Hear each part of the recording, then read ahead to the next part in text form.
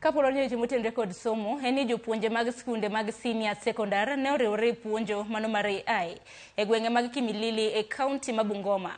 Kama jokanyo e sekta mar somo okwayo sirikal mondo non achiedh nade mokwako lai mar somo mar CBE. Koloso e kinde chiwo puonjogo, manager mano mar chenrono Margaret Francisco wacho ni chenro mar experience AI geto miyo jopuonj lony madwarore mar puonjo mano mar puonjo jopuonjre gigo mabiro miyo gi yudo tije e kinde mabiro, kendo biro miyo gi mar mondo mi giyang fuok mabene nyalo bedo e sekta mano mar somo.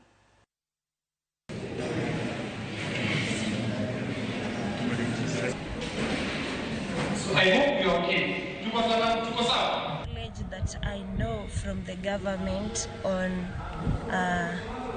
learning on AI is that I understand the government is providing some facilitation for internet in schools, but teachers and learners are not accessing the money meant for internet.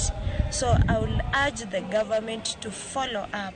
The training should be increased so that we can have many teachers coming on board, because we have also many students at many schools. Most learners are taking STEM subjects in our schools because of the needs in the society. The current needs in the society are skill-based. A learner who is skilled will adapt more and do more things in life than a learner who is theoretical in thinking. Margaret, I'm the programs lead with Futures Infinite. We're delivering this training today. I'm hoping that it helps with the delivery of CBE. I think the CBE curriculum, it's going to help students develop skills instead of simply memorizing information that is